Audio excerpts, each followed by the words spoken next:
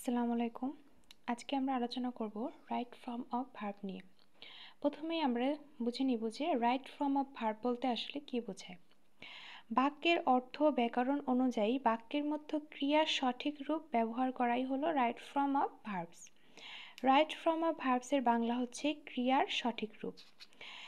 Right form of verb করতে গেলে আমাদের কিছু নিয়ম জানতে হবে। সেই নিয়মগুলোর মধ্যে একটি হচ্ছে সেন্টেন্সটি যদি প্রেজেন্ট ইনডিফিনিট টেন্সের হয় এবং কর্তা যদি থার্ড পারসন সিঙ্গুলার নাম্বার হয়। থার্ড পারসন সিঙ্গুলার নাম্বার বলতে কি বোঝায়?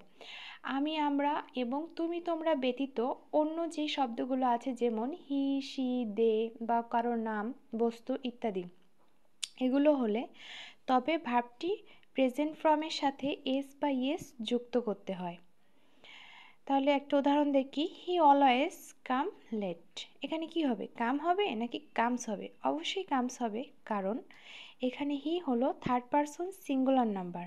আর একটা অর্থবোধক দিক দিয়ে আমরা যদি বিচার করি যে সে সবসময় দেরিতে আসে, এটা কি সবসময় ঘটে? এটা হচ্ছে প্রেজেন্ট টেন্স, এজন্য ভার্বের সাথে এস যুক্ত হবে। আরেকটা উদাহরণ, দ্য ম্যান টিচ আজ ইংলিশ। একটা মানুষ আমাদেরকে কি পড়ায়? ইংরেজি পড়ায়। এখন দেখো, the man third person singular number, the man teaches us English. এখন প্রশ্ন হলো কোথায় ইএস বসবে, কোথায় আইএস বসবে বা কোথায় শুধু এস বসবে।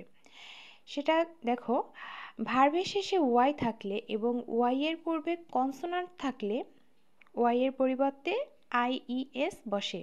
ভালো করে বিষয়টা বোঝো যে ভার্বের শেষে কি থাকে? ওয়াই থাকবে এবং ওয়াই এর পূর্বে কনসোনান্ট থাকবে। কনসোনান্ট কোনগুলো?